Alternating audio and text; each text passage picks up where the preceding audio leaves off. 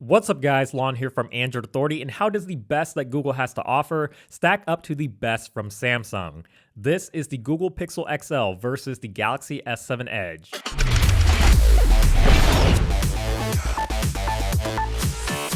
The Pixel XL is arguably one of the hottest Android phones on the market right now, and it's the first smartphone that is entirely under Google's control. It's also the first phone that Google is very serious about selling to the masses, and its price tag puts it in direct competition with Samsung's S7 Edge, and Samsung's a company that definitely knows a thing or two about selling a lot of phones. Aesthetically, these two phones share a lot of the same materials, but they look and feel completely different. With the Pixel XL, you have what is basically an all-metal unibody design with the exception of the glass window on the back.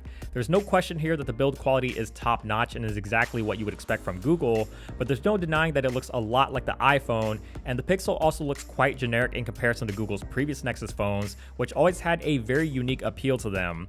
Much of the generic feel of the Pixel stems from the front and the empty bottom chin, and if you didn't know this was a Pixel phone, you'd be hard-pressed to figure out what this phone was just by looking at the front. With the S7 Edge, you have a design that is much more flashy and eye-catching, and ever since Samsung made the switch to a glass and metal design, they've done a really great job of refining this design in a relatively short amount of time. With a smooth metal frame and that curved edge glass on both the front and the back, it's one of the most comfortable feeling phones that you'll ever hold, but this mostly glass design also makes it feel very slippery in the hand and very hard to keep clean from fingerprints. Even though the S7 Edge has been on the market for quite a few months now, the engineering that went into its design is still pretty incredible. The Pixel XL and S7 Edge share the same 5.5-inch screen size, but due to the curved glass and small top and bottom chin, the S7 Edge is significantly shorter and narrower than the Pixel XL, and it really makes a huge difference in how these two feel in the hand in terms of their size. The 5.5-inch display on both the Pixel and S7 Edge are using Super AMOLED technology with Quad HD resolution, and these are by far the two best displays you can get on a smartphone right now. They look absolutely gorgeous. They're sharp, vibrant, and outdoor visibility is not an issue on either one.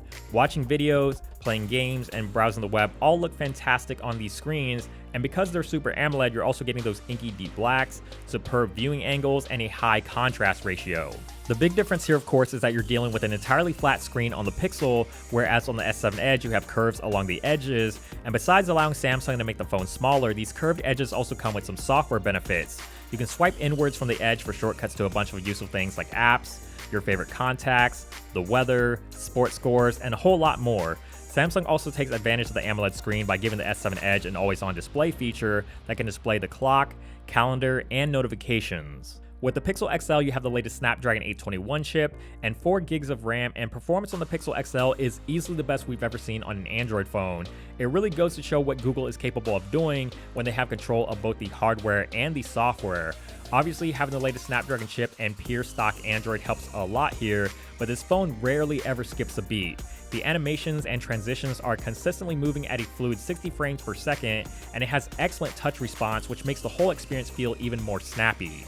On the S7 Edge, you have the Snapdragon 820 and the same 4 gigs of RAM, and performance here is also quite good.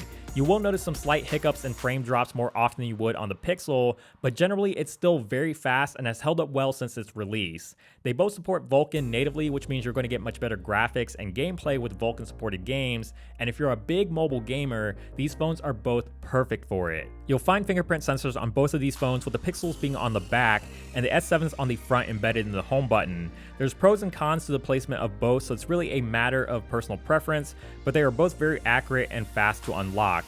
I will say that I do personally prefer the Pixel's fingerprint sensor a little more, simply because I don't have to press it down in order for it to start unlocking. There's a few benefits on the S7 Edge that you won't find on the Pixel XL.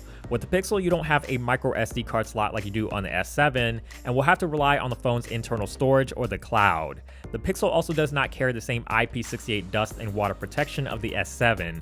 It is IP53, but this only protects the phone from light dust and sprays of water, and is not meant to be fully submerged in water. Another feature that the S7 Edge has is wireless charging, and while Google has included wireless charging in some of their Nexus phones in the past, they unfortunately chose not to include it for the Pixel phones. Some people may not care about either of these features, but if these are important to you, the S7 is the better option. As far as battery life goes, these two phones have some of the biggest batteries we've seen on flagship Android phones this year. You have a 3450 mAh battery on the Pixel XL and a 3600 mAh battery on the S7 Edge. If you're looking for Android phones that easily last all day, the Pixel XL and S7 Edge definitely offer some of the best battery life you can get on an Android phone right now. I consider myself a pretty heavy user since I do like to do a lot of mobile gaming, music streaming, and YouTube watching on my phone, and if these phones can last my personal usage all day, then I have no doubt they can make it through a full day for those of you who don't do these things on your phone as often. The biggest advantage that a Google-made device has and always will have is in the software.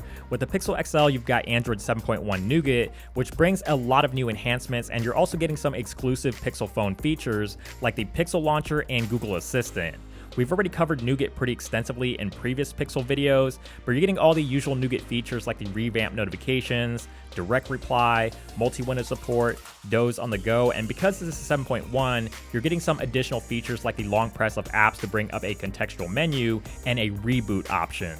Of course, with the S7 Edge, you have Samsung's usual TouchWiz interface, which is still currently on Android Marshmallow. It'll surely get updated to Nougat eventually, but it's hard to say exactly when that will happen. Even though this isn't running Nougat, you already get a lot of what Nougat brings with TouchWiz, like editable quick toggles, multi-window support, a reboot option, and a ton of other useful features that are specific to TouchWiz, like Samsung's game launcher and a large collection of customizable themes. With the cameras, you have a 12.3 megapixel shooter with f2.0 aperture and electronic stabilization on the Pixel XL, and a 12 megapixel f1.7 aperture lens with optical image stabilization and very fast dual pixel autofocus technology on the S7 Edge.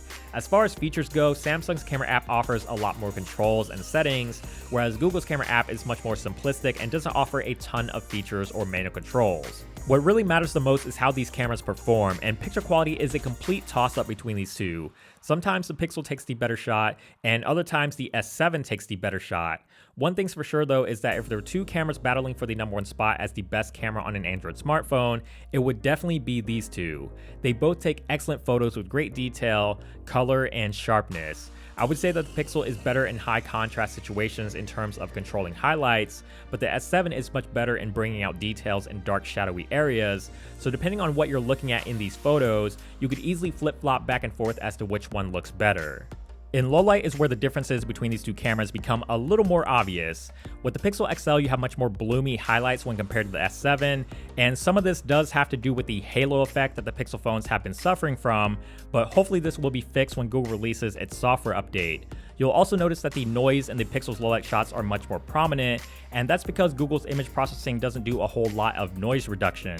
On the S7, the noise reduction is very aggressive, and this does make the noise a lot less noticeable, but it causes the overall image to be much softer with less detail, while on the Pixel, the detail and sharpness remain intact. It's sort of a matter of picking your own poison. You're either going to have more noticeable noise with better detail, or softer noise with less detail. So what smartphone is the better choice? Well, for me personally, the S7 Edge is the more well-rounded smartphone here. It has a more unique and distinguishable design, comes with extra hardware features like microSD, wireless charging, and IP68 dust and water resistance, and Samsung's TouchWiz, while very different from stock Android, has continually gotten better. The biggest advantage that you get with owning a Pixel or any previous phone sold from Google is the guaranteed and timely updates and a clean stock Android experience. While the Pixel XL is a fantastic smartphone in its own right, if Google had just added a few more key features, it would have really put this phone over the top. As always, thank you guys so much for watching this video. I hope you enjoyed this comparison between the Pixel XL and the S7 Edge, and if you did, please give it a thumbs up down below, and also subscribe to the channel, which is also down below if you haven't already, and follow us on social media, Instagram, Twitter, Snapchat, Google+, all that good stuff will be linked down below, and as always, check out the website for more in-depth coverage, AndroidAuthority.com, because we are your source for all things Android.